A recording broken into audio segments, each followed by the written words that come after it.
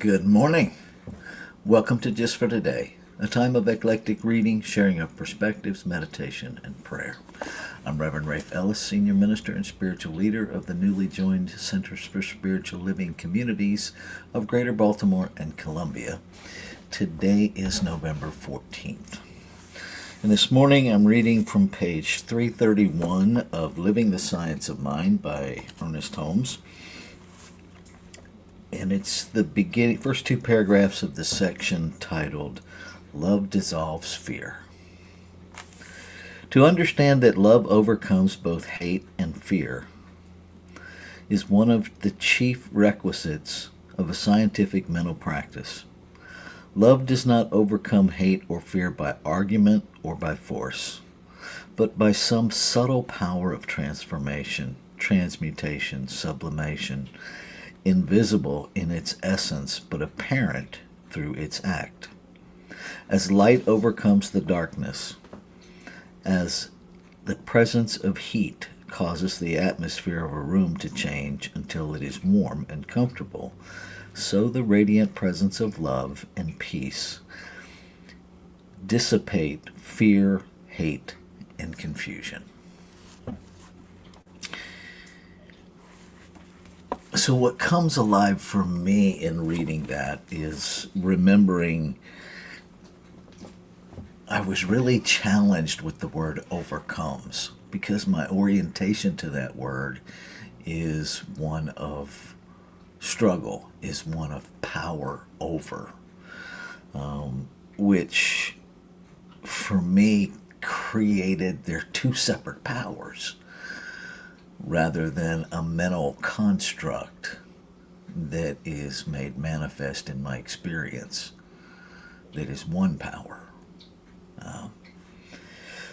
Language matters, and if you're a metaphysician or studying anything, I really encourage you to argue with it. If it doesn't make sense to you, to argue with it. Because what I have found is that most of the time, giving ourselves permission to argue with what doesn't resonate with us actually creates the space for us to navigate language and understand that, we're actually saying the same thing. It's how I understand this particular word that is creating the disconnect, is creating the resistance, is creating a different experience. And so when we allow ourselves to wrestle with those things, I think most of the time we'll see that we're all saying the same thing.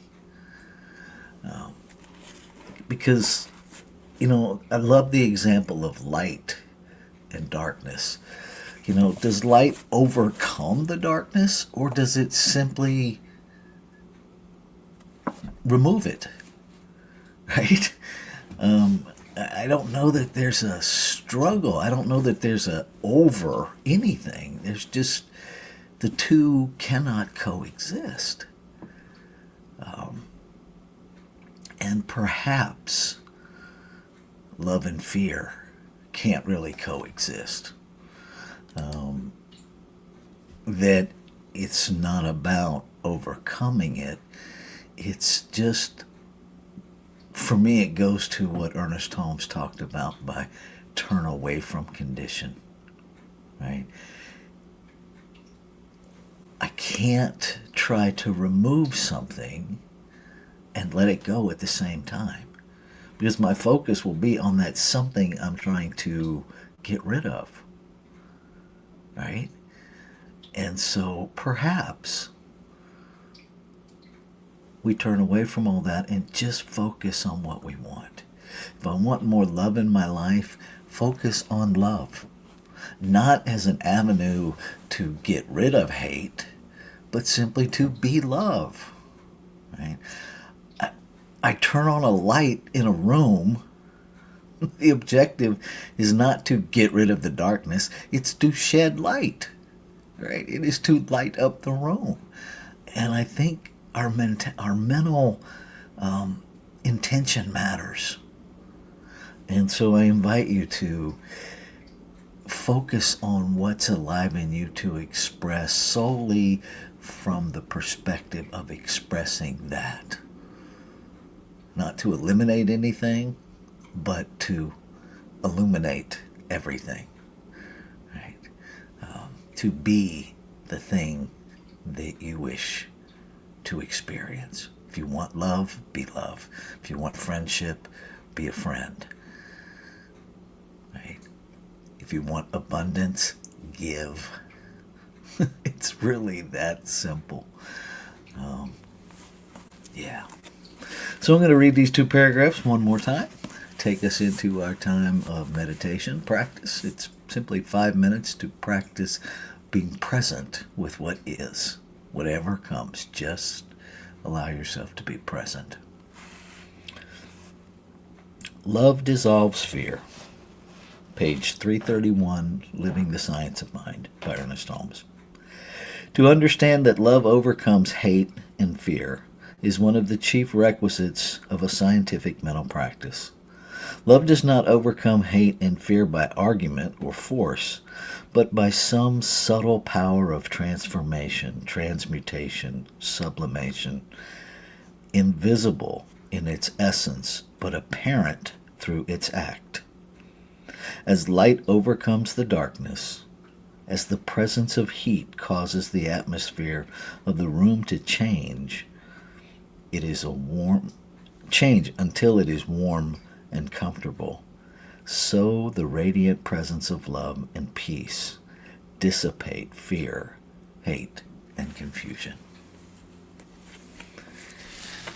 So let's take that into our time of meditation and contemplation.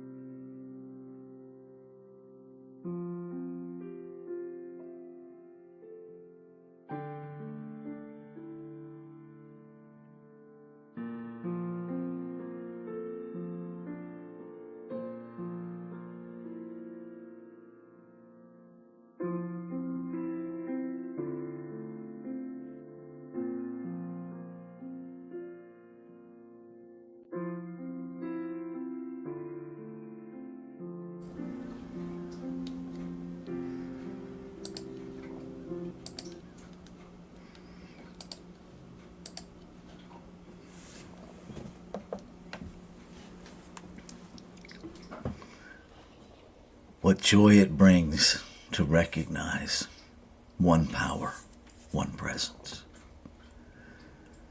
To recognize, to know again that there is only one life, one peace, one power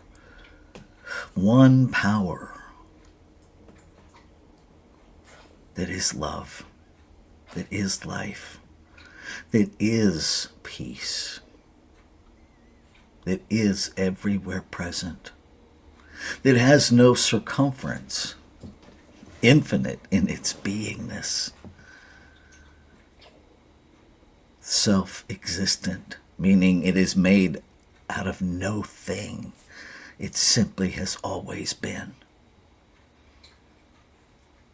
And all of creation is this one consciousness, this one energy, life, love, expressing itself, individualized in multiplicity. No two expressions of itself alike, by intention, by design. Each one on purpose. Unique, expanding the infinite's experience and expression of itself in form. This is the truth of all life. So it must be the truth of me. It must be the truth of everyone listening this morning, everyone listening at any other time, everyone who never listens. It is equally true of all. Creation expressing individualized and never separate from itself. Never using up one drop of itself. It simply creates, because that is the desire of itself, is to express. And so I claim and affirm that every expression of life, every form of creation, is a portal of the infinite expressing itself, is empowered with free will to recognize that inner desire to express, that inner divinity, that creative essence and authority that simply desires to express. And that each is aware what is uniquely theirs to express. I know what is uniquely mine to express. Each form knows exactly what is theirs to express and says yes. And as each and every expression of life expresses exactly who and what it came here to be, the whole of life is expanded. The diversity expands experience, expands awareness, drives out, transmutates, changes, simply shifts the lie of sameness as representative of equality. And there's a recognition that every expression is equal because every expression is made of the same substance. That equality is at the essence of the creative process, at the foundation of the creative process. That allows for, that invites, that celebrates diversity of expression. That there is an awakening within humanity that all life truly is made in the image and likeness of one creator, and the image and likeness of that one creator is diversity itself. That light shines brightly.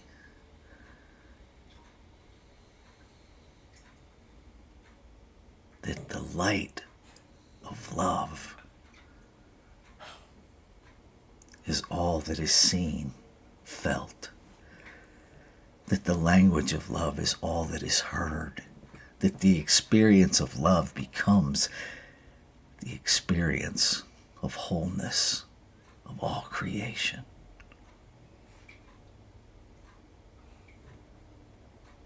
That life is simply celebrated.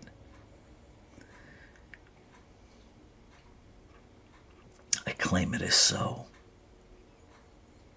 And knowing that the law, the doer within the creative process, that scientific factor within the spiritual wholeness, simply acts upon the desire. Whatever is held in mind becomes a movement of consciousness that law acts upon. With all of the infinite resources of the creative process, and makes it so. Effortlessly. Quite blindly. It simply creates. Without an agenda. Without a filter. It simply creates. And so I know that the word spoken this morning is already fulfilled. It's already done. And so I let go. I turn on the bright light of surrender and I let go.